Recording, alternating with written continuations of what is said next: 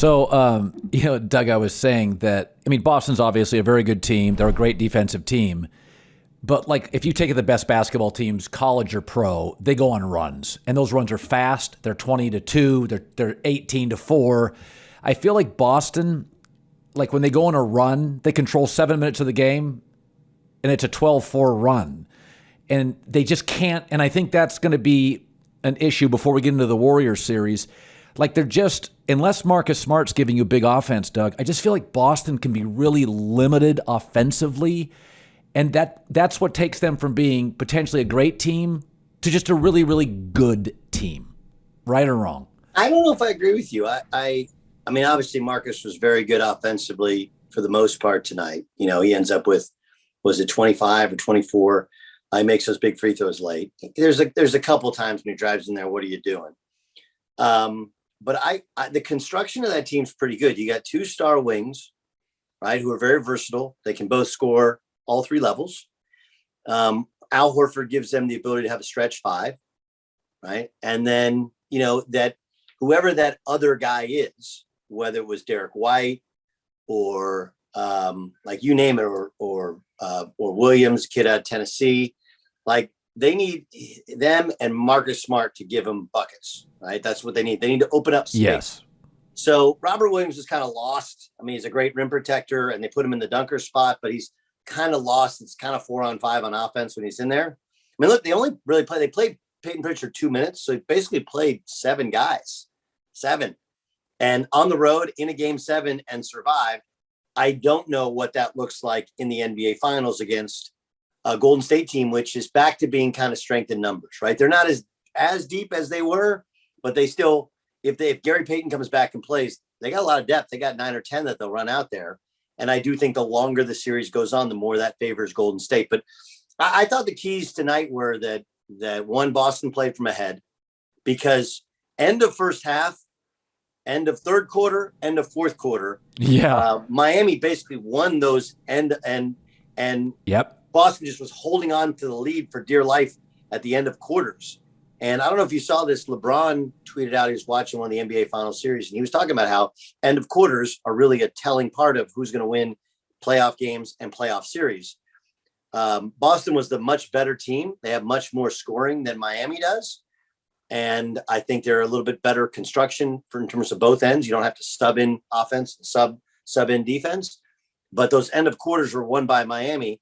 And that's a huge thing for Golden State. Golden State's great in third quarter and great at end of quarters. And that can be danger time for Boston. You know, you think about it, Doug. I'm still shocked Boston lost game 6. Lowry looks washed. Jimmy's got knee inflammation. They can't have you can't have Tyler Hero and Robinson on the floor. There's lineups Miami can't have on the floor together. Bam is a tremendous, to me, 3 on a championship team. And I'm like, how is this going 7? Like, I mean, I just look at this and I think it felt like Boston is this classic. Jimmy had 47. No, I mean, but Jimmy's great. But I look at Boston and I think to myself, before you win it, it's just not the same. And I said, I think Boston could outplay Golden State multiple times in this series and lose close games. They felt so tight in a couple of these games late. I'm like, God, they've got more versatility. I just don't know. I mean, what do you expect the finals to look like? This series was a hard one. The Miami series, I mean, look at all the games, and, you know, really game 1 was a microcosm of the season, right? Of the series. Boston was great in the first half, and then all of a sudden they got boat raced by Miami in the second half. And then Boston beats them in game 2, and then Miami in game, and like, it was just, and nothing was close. Nothing was competitive. There was that one game, was it 3 or 4, where Miami led the whole game and Boston had a chance late, but I think it was 3.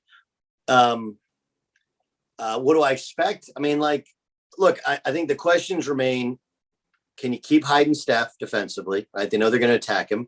And I think Boston does a pretty good job. They were clearly hunting Max Strus there late. I'm interested in how Boston defends Golden State. And here's why. The way Boston plays is basically the way that almost everybody plays in the NBA now, right? Where you attack mismatches, you space, and when help comes, you got shooting on the weak side, and the non-shooters are cutters, right? That's how everybody plays. There's some sets, there's some different things. They do have the ability to post up Jaylen Brown and Jayson Tatum, but for the most part, that's how they play. Golden State, it's not traditional motion offense, but if there was a motion offense in 2022, that's what it looks like. You got two guys in perpetual motion, and then you play off of them. You play off of their movement. So it's very, very different. So how you've defended the whole year is completely different than how you defend here, right? In the NBA, it's how do you switch ball screens? They run the fewest number of ball screens of anybody in the league. So how do they match up? I mean, you go personnel-wise. I don't think Klay is the defender he used to be, but I think he's pretty darn good. Draymond, obviously, outstanding defensively. I do wonder if Andre Iguodala finds a little fountain of youth and gives him a couple minutes because, again, his versatility, his size, that's exactly what they need. Just a couple of minutes against Tatum, a couple of minutes against Jaylen Brown. And then I wonder, what does Jordan Poole look like in this series? I think Golden State has too much offense.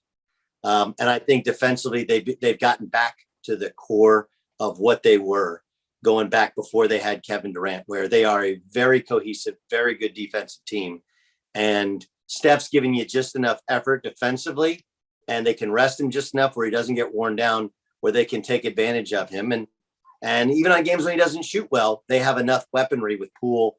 They have enough weaponry with Andrew Wiggins. They have enough weaponry with Klay Thompson to carry him when he's not shooting the basketball. I'd said the reason I thought Golden State would handle Dallas. I said you're not going to stop Luka, but Draymond and Wiggins, who's a pretty twitchy defender, I said they'll just his efficiency will drop. And I kind of look at Tatum, and it's like if you can get Tatum to shoot 4%, field goal percentage goes from a 45 to a 42. I think you just put Wiggins and Dre, you rotate it like you say, Iguodala. I just think they'll make life for Tatum. He'll get his 26. I just think I feel like they'll make him less efficient. And I don't think you can make every one of the Warriors less efficient. They got too many guys who can hit shots. I would tend to agree there. I would tend to agree. And I also think, look, I think Marcus Smart, he's the defensive player of the year. He's a great defensive player. But again, how you play defense against Golden State changes. It's not just the man up, man to man. You're having to chase off of screens, and you're continually in motion. And then when Steph gets it, he passes. Now he cuts off another one. And he's more dangerous without the basketball than he is with the basketball. There's not anybody like that in the NBA. There just isn't. No one moves without the basketball like those two guys. So that's my first blush. But I do think that even though Boston nearly choked that thing away, I mean, they tried. Oh, God. They tried to give that away, like missing layups, and giving up layups. I thought, look, I can't really fault Jimmy Butler for taking that three-pointer. But I do think, considering they had scored before the Strus 3, 2 straight layups driving right out Al Horford, and he kind of puts his hands up and gets out of the way, I think that would have been at worst 2 free throws, at best an and one, and probably just a layup. But I think the construction of Golden State, and this is kind of an underrated part, and whether you want to say they were constructed to beat LeBron James or constructed to beat Kevin Durant or just constructed for this is what 2020's basketball is. You have to have 3 or 4 guys that are between 6'6" and 6'9" that can defend these superstars who are just going and getting buckets, right? That's the only way. That's why Boston's here. That's why Miami got this far, even without a ton of offense. That's why other teams are not here, right? Look at the makeup of their team. Andrew Wiggins is a plus defender. Klay Thompson is still a plus defender. Gary Payton, I believe, will play. He's a plus defender. Yeah. Right. Who I forget. Jordan Poole. Clay is good. I said Klay. Draymond Green, plus defender. Right. And then Draymond gives you obviously the ability. And then you have, I think the challenge for Looney is, will he be able to guard Al out to, 25 feet? But Looney, considering how he plays his long arms, pretty good at rim protection. If they play Robert Williams, he'll be great in there. So I really like the makeup of their team with their length defensively and how they play. It's different from Miami. It's a little bit more like Boston, but long arms, good athletes, make you make shots over the top, and it hurts your efficiency. I think you're dead on with how you want to play Jaylen Brown, how you want to play Jayson Tatum. There's going to be a night where Jayson Tatum hits everything. He hit a big shot, big sidestep 3 in this game, but you put a hand in his face with a long arm and you body him enough and you have a like-sized defender, if you just take away the layups and have more layups than they do, you're going to win. I agree with you in terms of the defensive game plan. Now, look, they're going to win a couple games in this thing. It's going to be a good series. And I think it's good for the league to have East-West, the history of Boston, but also the newness of Tatum with the new history of Golden State. I think it's a very watchable series. It's probably the best the league could have hoped for. But I go in with the thought that Golden State's got a lot of offense, and I do think they're back to playing with joy, whether it's the gratefulness of Clay or just the smile on your face of Steph. And I think that there's an extra special spring in the step because of the past couple of years. Yeah, it's I echo those sentiments. I think it's going to be a really fun final. I think you have big brands. You have a really great offense. They can play defense, but a great defense, and they can score. Miami just felt like it was Jimmy Butler and culture. It was like coaching, culture, and Jimmy Butler. But the East is. But honestly, that's not. People forget, like when LeBron went there and went to the finals and lost to the Spurs. It's kind of what they had. When Iverson took Philly, people forget. People only think of Iverson. They forget how good defensively that team was. Right? You had Eric Snow as the point guard. He was unbelievable defense. Theo Ratliff, I think he was Defensive Player of the Year. So what Miami had created, honestly, very similar to what other teams in the East had come out of the East. The difference is they always had that one shooter, Hero or Strus or whomever. But you're right. It was one dude who get you buckets, and then the rest was just defending. If they scored enough, otherwise they could beat you, and that just wasn't enough. You need more scores. You need more two-way scores. I think Boston does have it. But man, I don't know with that lack of depth. I don't know how that plays out. Here's something that I was thinking of you when I was watching the game is, Strus was a Division II kid who transferred up. Derek White's a Division III player, late bloomer, transferred up. Steph and Clay were very lightly recruited. Obviously Jayson Tatum was a first all solar system out of high school, one and done at Duke. Draymond's history has been chronicled not just on his pod on your network, but also enough. It's really interesting on how, it's not just the culture, it's the culture of guys getting better, right? Like Jordan Poole wasn't a highly touted recruit at all. No, I mean, Gary Payton wasn't a good high school player, was an okay junior college player, and probably only went to Oregon State because of his dad's name, right? And even then he had to scratch and claw to get in the league. Like, it's really kind of interesting here what we have in terms of the two best teams. And I think we do actually have the two best teams probably going in the NBA Finals. Don't always have that. But the makeup of the teams being so unique, and maybe how it is in the league where you still have some of these guys, Bam Adebayo from Kentucky, but there's a lot of other stories of guys continuing to get better, develop later. And maybe it's because of the way they had to develop their all-around game that they're actually better basketball players than those guys who were superstars from 14, 15, 16, and then one and done in college and then annoyed at when they got in the pros. But those guys are hard to win with because they only know one way to play. It's interesting. I think the domestic players over the last 10 to 15 years have gotten more skilled. The international players who used to be soft but skilled have gotten tougher. And I mean, there's obviously, you have outliers, like Luka is just different, and Giannis has developed into a different player. But I don't think, when I look at the league right now, and one of the things you're pointing out to, the NFL has always been a league where half of it's undrafted. That you'd think it would be like Alabama quarterbacks would always win in the league, and Ohio State. But the NFL is really about, are you coachable? Do you care? It felt like when I was growing up, like if you were the big guy, you were just in the league and you were a center. And the small guys didn't shoot. They distributed. And then it was a couple of wing guys. It feels like everybody now can defend multiple positions. Everybody can kind of shoot. The international guys are now not soft. The domestic guys are more skilled. And I think I'm just throwing this out there. It's just a glut of really athletic. Everybody's a little harder. Everybody's a little more skilled. And the difference is coachability and toughness. Like the small school guys come in. Honestly, it's a really good, because what's changed with Boston is, I don't know if Brad's ever said it publicly. I know he said it privately, that those guys they stopped listening to him. I think the Gordon Hayward thing didn't work out well in that locker room. I think Jaylen Brown was a tough one for a while to coach. But you got to credit Ime coming in. He's that same kind of guy, right? Like Portland State, made it to the league, right? Then starts out bottom of the pecking order, works his way up as an assistant to becoming a head coach. But those guys, credit Boston, they've shown the ability to be coachable. I mean, look, Marcus Smart called both of them out early in the year for being selfish and not playing defense. And you know what? They're less selfish and they're playing defense. Jayson Tatum's not a great defender. He's not Michael Cooper locking dudes down, but he's palatable.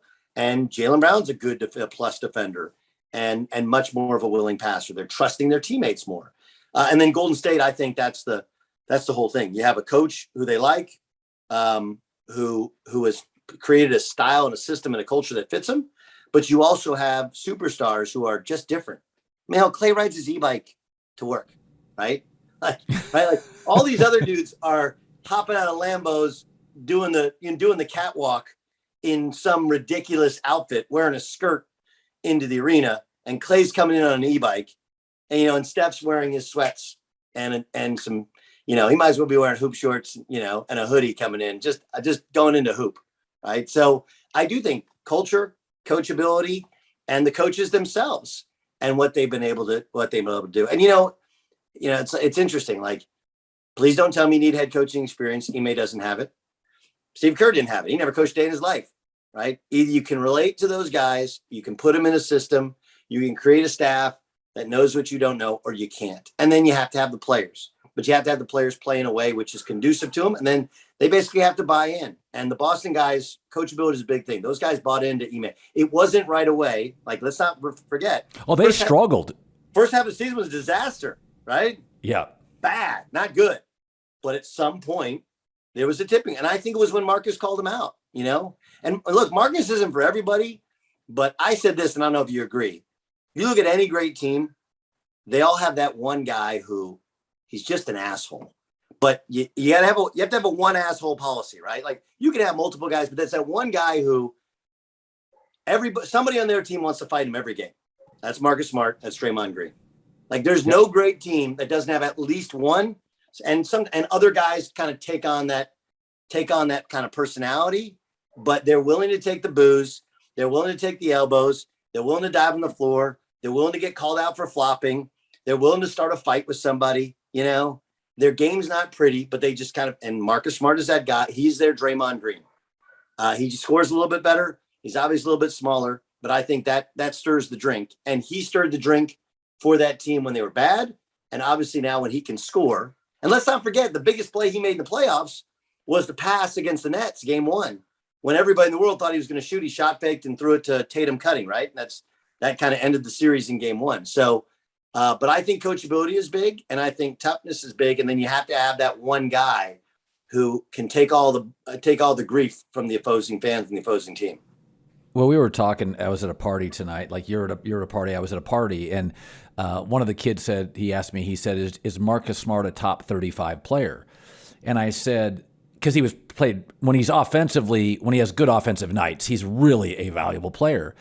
And we were saying, we all know the top 6, 7 players, but if you count like the ability to call out players. And Marcus now has been in a lot of playoff games with these guys. And he almost he got fouled by, I think it was Jimmy Butler underneath, and he tried to flip it up and it almost went in. And I'm like, when he came into this league, Doug, those first 2 years, man, he was rough from the perimeter. Like, it was rough. And you're like, is this Ricky Rubio with defense? Like, he just will never shoot the ball. But I watched Marcus Smart and I'm like, there are nights like he feels like he's kind of the heartbeat of the team for them. Well, here's the question to you I have. Okay. Kyrie Irving is a better basketball player. By far. Inarguably. But who would you rather have on your team? Oh, Marcus Smart. Absolutely. Not even close. Right. So that's the problem with the rankings is, it's like I saw Nick Wright's rankings, right? And he's got a bunch of guys that scored a lot of points. George Gervin never won shit, Carmelo, he never won anything. right? Like I want somebody who can win. There's a score. Every basketball game has a scoreboard. That's how you actually decide who's better. And it's not because he's an Oklahoma State guy. It's because he's Marcus Smart. Like that's the guy I want my pup tent, right? Same thing with Draymond Green. Like Draymond Green can't shoot. You know, he hit a 3 in that last series, right? And it was like, oh my God, I can't believe I forgot Draymond actually ever shoots the basketball. Yeah. But he is, and I don't think if you say, hey, Draymond, let's give you the max contract, put him on your own team, like I don't think they win. I don't think he's great. But in that role, that's the old star in that role. He is irreplaceable. He's a Hall of Fame player in that role. And he can't shoot, he can't score in the post, right? He's a good passer, but he's made a better passer because you give him so much space because he can't shoot. And he can defend all 5 positions. He's willing to take all the grief from any opposing team, doesn't care, right? Those guys are irreplaceable. So are they in reality a top 35 player? Like if you're playing one-on-one or if you need to get and you need guys to get buckets now. Let's not underestimate, right? You need a guy who's just like, hey, dude, that's what Miami just needs one more like bucket getter that can play a little bit of defense. But not top 35 in terms of talent, but I would much rather have that guy because not just on a Wednesday night in Minneapolis is he going to come up and play when I'm not sure if Kyrie is, but that toughness, that 50-50 balls, he gets them, you know, and then he finds a way to make a damn shot when you need to make a shot. Yeah, he's not a top 35 player, but he's a top 35 competitor. And those are the guys that actually win you more games. And I thought that's the whole object of the deal, you know? Yeah. Win ugly is better than losing pretty any day of the week. All right, finally, 2 minutes. Darvin Ham, Lakers. How's it land for you? It lands like a win for the old guard a little bit, right? Like the easy thing would have been to do, like, let's just hire somebody LeBron's happy with and see what we can do, you know? I mean, Darvin's a respected dude. He's a good dude. He's like Ime. Because he's as big as he is, he can look you right in the eye. I don't know if he's the captain of the Titanic. This whole idea of Russell Westbrook was used the wrong way. You're going to reinvent Russell Westbrook, right? Like he's the most stubborn player in the league. Well, it's not just that. If we take Carmelo Anthony, right? Like Carmelo Anthony was out of the league, and he reinvented himself in this 3-point shooter, which is great for him. But Portland got worse, right? The Lakers were even worse. And look, he has created a niche for himself. And at least Carmelo is well liked. Like Russell Westbrook was a bad teammate last year. So I don't know what you do with that stink burger. Now, if they can figure out a way to get him off their roster, he's got a chance. But I like it it's not the classic cliche, get the retread. I like Doc, but I don't know how Doc would have fixed this thing. It's a new ideas, fresh ideas. He's a respected dude. He's been around the league. He's in Milwaukee. He understood what they created in Milwaukee, but I don't think he's tied to any sort of book of way to do it. I like it, but I think it's a win for Rambis and a win for that kind of old guard that they won everybody over and decided this is what we're going to do. I don't know. That thing feels like a mess, you know? It just does. Yeah. It feels like that house. Feels like that house where you're like, you know, it could have been really amazing, right? If somebody got a house, perfect location, right, and a great big old footprint, and they came in, and then all of a sudden, the guy who's doing it got this other contractor, and then another contractor, and then another contractor, and there's all these different styles. You're like, what is the theme here? It's not feng shui. They screwed it up. There's different styles. Like, I don't know what it is. And so then you look at it like, it's something.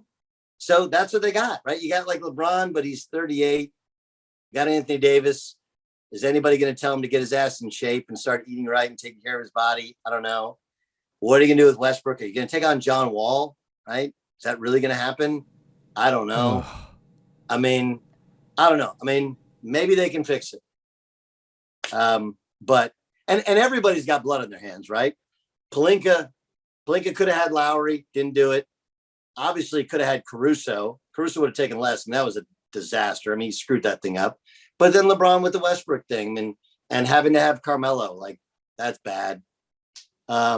So like I like the idea of Darvin Ham, but I kind of think he's the newest contractor, and he walks in, he's like, it's LeBron, but it's, end of the road. Like, here's the question. They just did this with Kobe Bryant. Are they really going to go like, hey, let's just ride this thing out with LeBron James? Are they going to give him a new deal? Are they going to ride it out? Like, we know how it ends. It doesn't end well. Never ends well. I know. Right? It just doesn't. Not in the NBA. It's not like football where Peyton Manning cannot throw a football, take the second half of the season off, and come in and the defense carries you to a championship. Like, you can't. Like, LeBron has to have the ball to be LeBron. I don't know, man. And he's only given you 56 games a year the last 3 years. Like, that's what he is. Like, we have to come to terms with, it's like Kurt Schilling once told me. He said at the end of his career, he goes, I had 12 great fastballs, and I wasn't going to throw them in the first 3 innings. So he I just kept those for punch outs in the 6th. Like, that's what I had left. And it's like LeBron's got about 50 games a year now in the regular season. Well, that would be great if Anthony Davis gave you more than 60. Right? So, like, you just who's going to score when LeBron and AD are out? Like, you're just going to lose 20 games next year because of that. Well, the other part to it is, okay, so I think that was the thinking with Westbrook, which is like, hey, when LeBron's not playing, Westbrook kind of takes over. Right. He can carry us. Well, one, not that guy anymore, right? He's had 4 knee surgeries. He doesn't defend nearly like his reputation. His shooting got worse. I mean, just incredibly erratic. And it was tough, but also like they're going to have to recreate that team again. They keep every year. There's like 8, 9 new guys. So again, we started talking about the Boston Celtics and how they've been here before. Like, yes, they're really, really young, but Tatum's been in the Eastern Conference Finals before. Marcus Smart, everybody but Grant Williams and Robert Williams has been there, been in Boston deep in the playoffs, not in the NBA Finals. So they have culture there, right? And yes, Jordan Poole is new to this, and Andrew Wiggins is new to this, but they have culture there. The Heat, they have culture there. You have guys that have been around for a while. That's why they keep Udonis Haslem in a uniform, not because he can play, but because they need those consistent voices. You know how hard it is to do that when your star is not going to play 82, your other star is not going to play 82. And the guy that plays 82 is hard to play with, and then everybody else is new. So you're like, well, we're just gonna do the Laker way. What's the Laker way? It changes every year, So it's hard. It's gonna be really hard. And then the West should be better, right? Jamal Murray should be back. I would guess Dallas would be better. I think there's some other. I think New Orleans is coming on strong. I think the Clippers will be back next year. So they could be better and still be down at the bottom of the West. And then you got to fight your way through the playoffs. I don't see it. I don't see it. Doug Gottlieb. Well, go back to your party, your kids' party. It's my basketball team. We're in a tournament this week. Jesus, go enjoy yourself. No, listen, it's okay. You come down to Newport Beach. You tweet out that you had lunch, and then I text you like, "Hey, bro, how about a heads up?" You're like, "Oh, well, I was just in and out." Like, come on, man. I literally live probably an e-bike ride. E-bike. Have you gotten your e-bike yet? I have 2 e-bikes in Utah because we have space. So they're unbelievable. They're unbelievable. You have space. Everybody, you live in like Santa Monica, Brentwood, I don't know, Palisades, whatever, where the rich people live. Everybody else in the beach towns has e-bikes. It's like you go down to the beach and you look and you're like, there's $100,000 in e-bikes. It's crazy. That's the industry we should have gotten in on. You're selling hamburgers. We should have been selling e-bikes like 5 years ago. I know I'll tell you this, like Ann and I, and she's not somebody that would bike a lot. Those things, you can bike for 2 hours on an e-bike. Just have the greatest 2 hours. Because they're mopeds. They're cool mopeds, right? We all know the moped joke. And I'll tell it off air. I know it's your podcast, but we all know there's plenty of moped jokes. They're like really cool mopeds that everybody loves now. Yes. And you can pedal and you can you get a little exercise with them. They're amazing. How are you not ahead of that industry? You've been ahead of all the other ones. How'd you not get? Yeah, I know. I didn't get the text from Cowherd like, we need to start an e-bike, herd e-bike deal. By the way, I will say this. Yeah. is I don't understand NFTs. No. And I've had people explain it to me and go like, no, still don't get it. Do Web3. I get cryptocurrency, but it's still unregulated currency. I'm not in on it. I understand the metaverse. I want no part of it. But I will say this.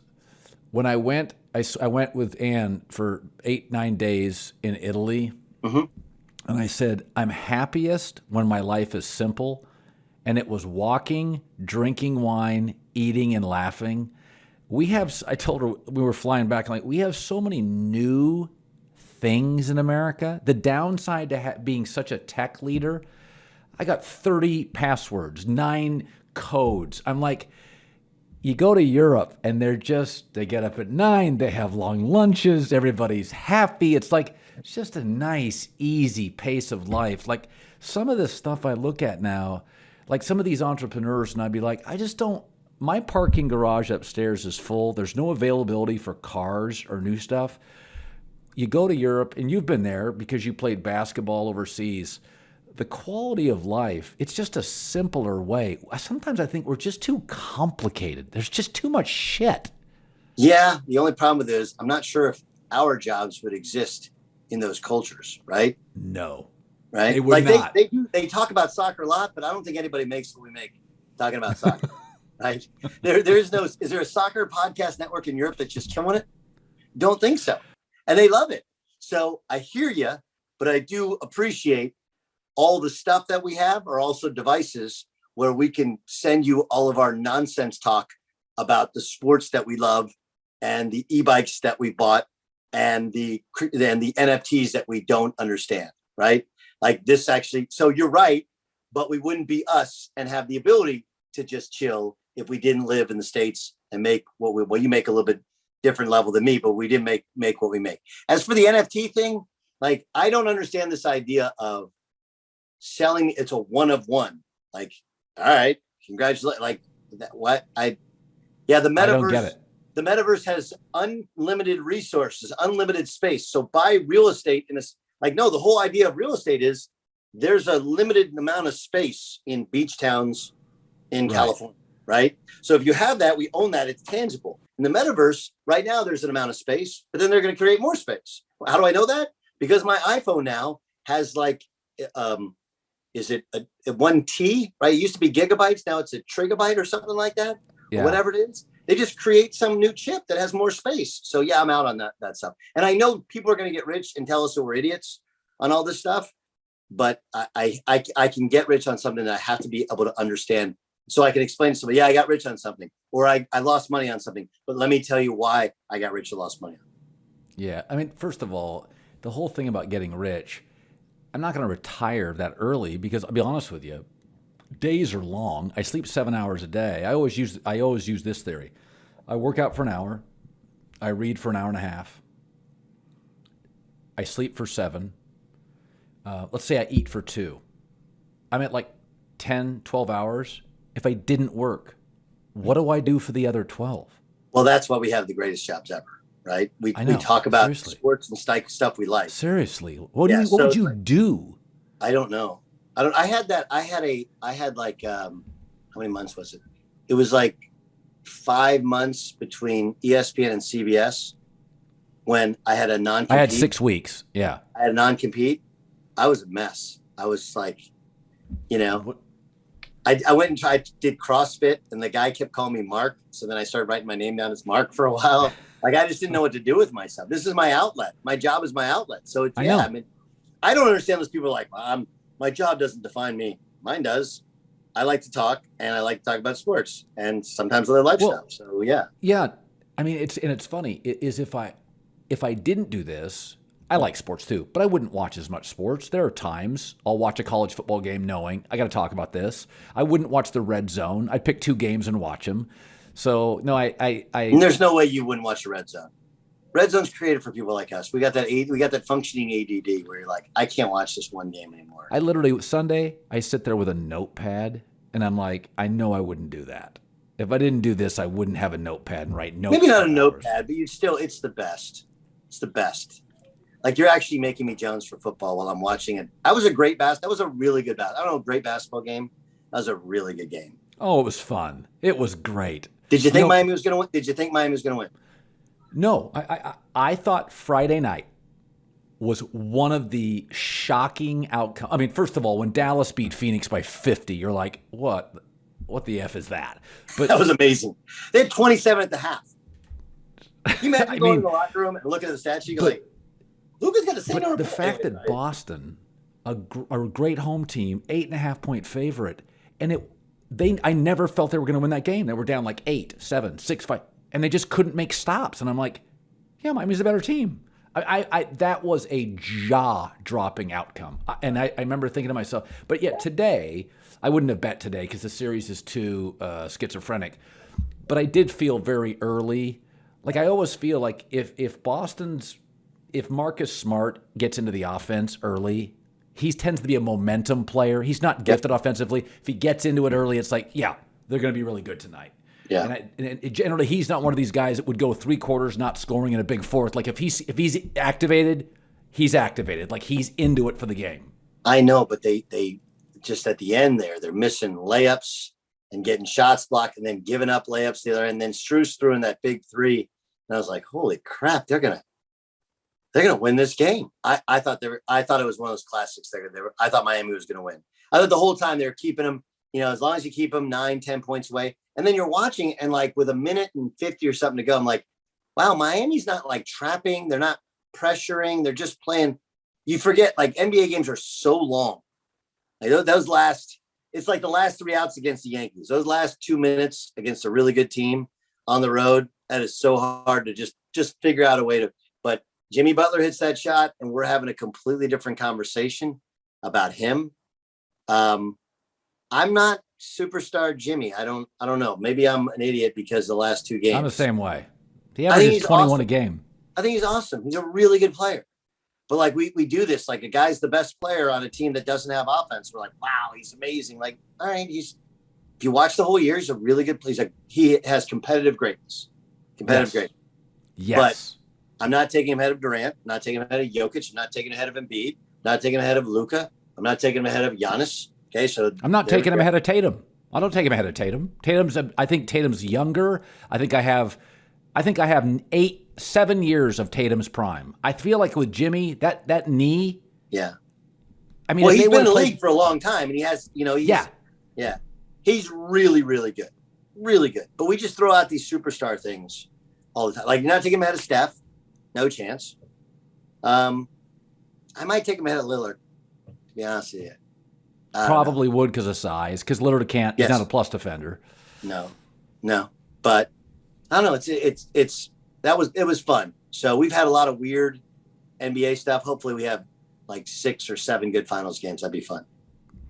All right, buddy. Nice job. Good to touch it.